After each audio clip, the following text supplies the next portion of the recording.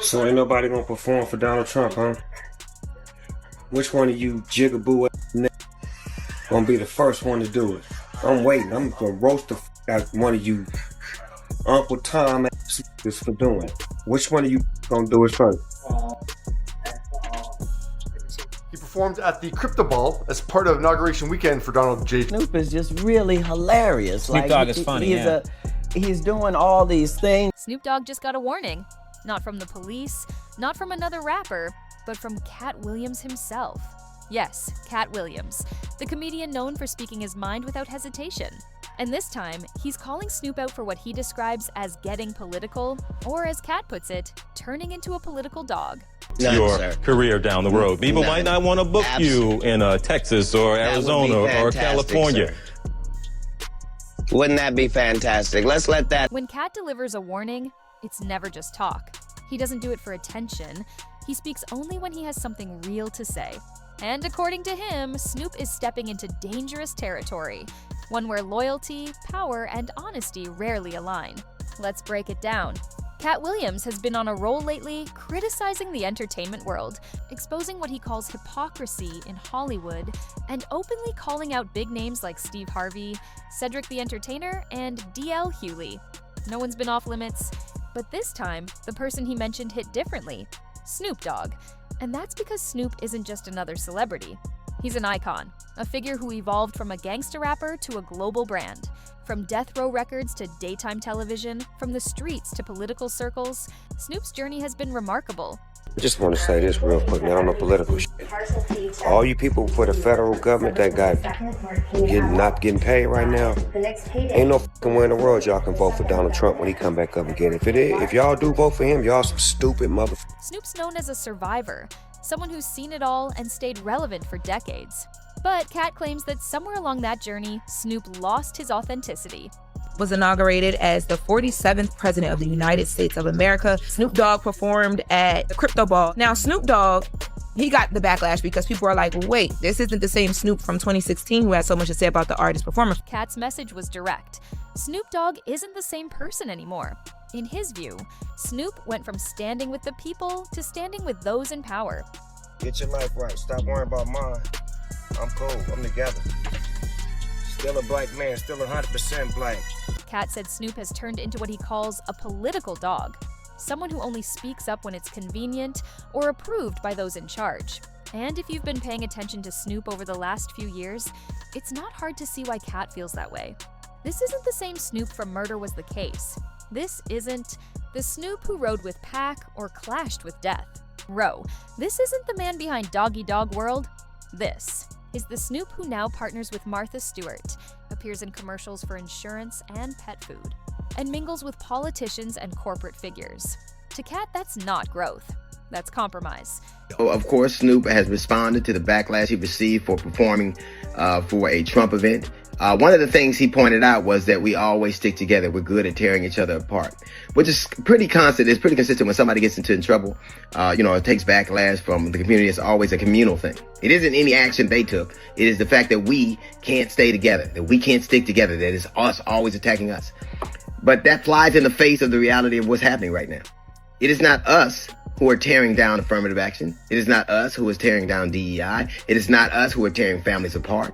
It is not us who have decided that affirmative action and rollbacks that have been that had precedent for 50, 60 years are gone. It is not us that is doing it. It is, I think most people are disappointed because they saw you a specific way, and you have a right to kind of interpret and do whatever artistically you want to. No one's begrudging you that. But why the attack on the community because they disagree with something you did? To be clear, Katt Williams has never disrespected Snoop's legacy. He's acknowledged that Snoop opened doors for others, made gangsta rap mainstream, and turned hardship into global success. But in Katt's opinion, Snoop has drifted from what made him iconic: his authenticity, his connection to the streets, and his willingness to stand against the system rather than alongside it. No, on some real though, it's about time somebody said some gangster shit up in here. Yeah. Hey yo, Katt Williams, when did they start selling pimp clothes at Baby Gap? That's my nigga over there drinking that Hennessy out of that little sippy cup. When Katt calls Snoop a political dog, he isn't referring to party politics. He's talking about moral politics, about trading integrity for influence, comfort, or image. Katt believes Snoop has aligned himself too closely with the very people he once criticized. Ellie are going to be at this thing. Okay. And I think it really does beg the question whether the culture is starting to thaw to Donald Trump. I mean, And in a time when truth tellers are becoming fewer, Katt isn't staying silent. So how did it reach this point? Let's go back. In the early 2000s, Snoop Dogg was untouchable. He had outlasted the death row era, built his own empire, and earned respect as one of hip-hop's true veterans. He was on good terms with everyone, from Jay-Z to Ice Cube, serving as the uncle figure of the culture. But over time, things began to shift. Snoop started showing up at political functions, making selective public statements, and supporting brands, figures, and causes that many fans felt didn't align with his roots. For Katt, that was a red flag. He's long said, when they can't control you, they cancel you. And when they can't cancel you, they recruit you. In Katt's view, Snoop got recruited. The tension grew as Katt noticed Snoop's silence on important issues. When artists were being blackballed, Snoop stayed neutral. When others spoke out about industry corruption, he played peacemaker.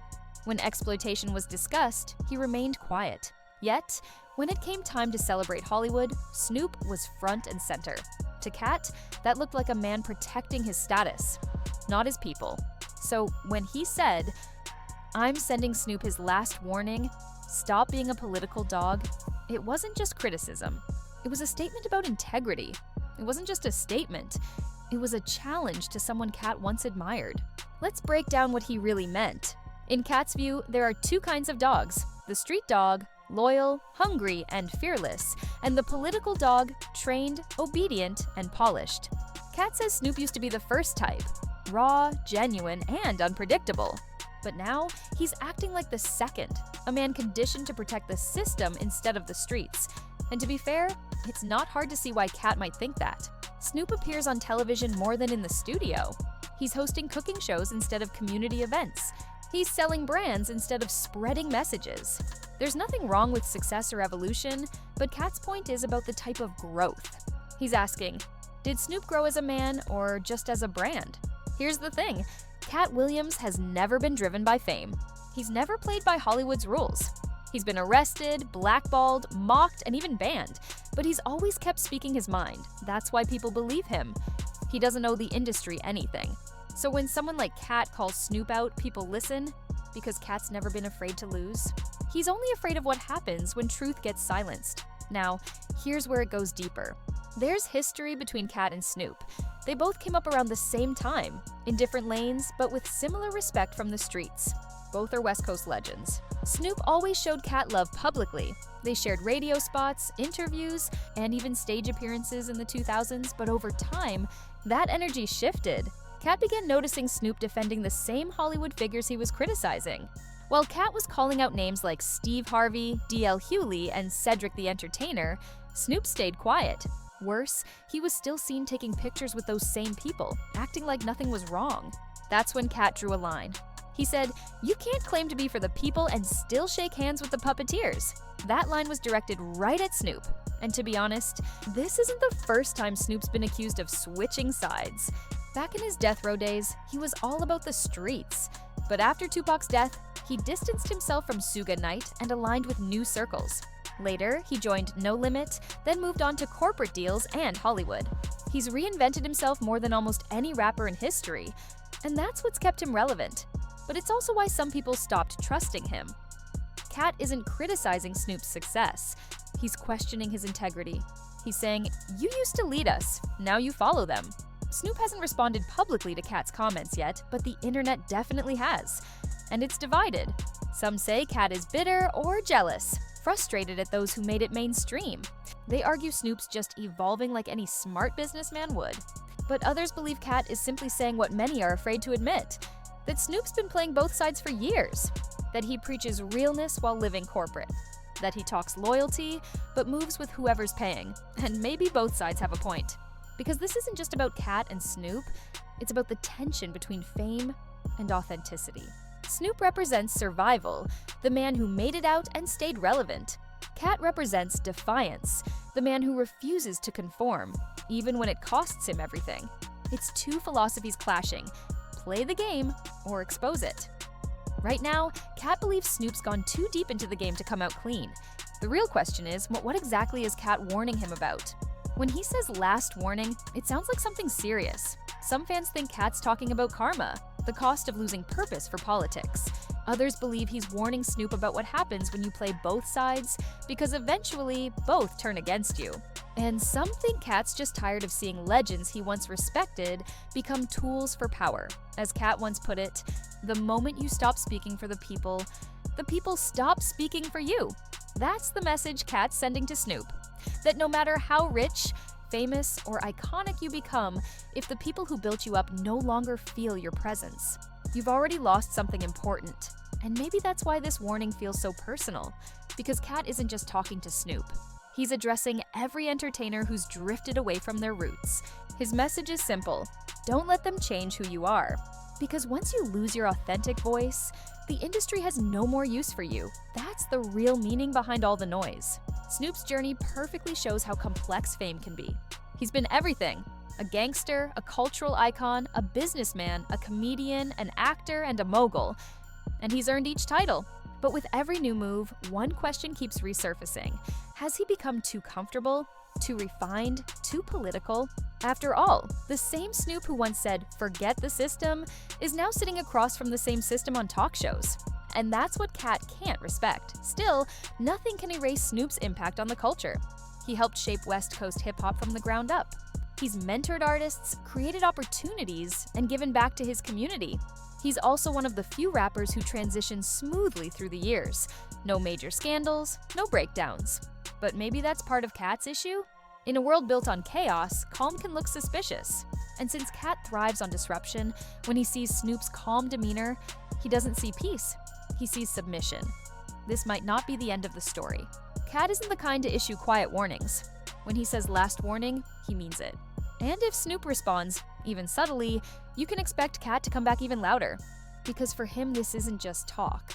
It's a clash between truth and tolerance, between the rebel and the ruler.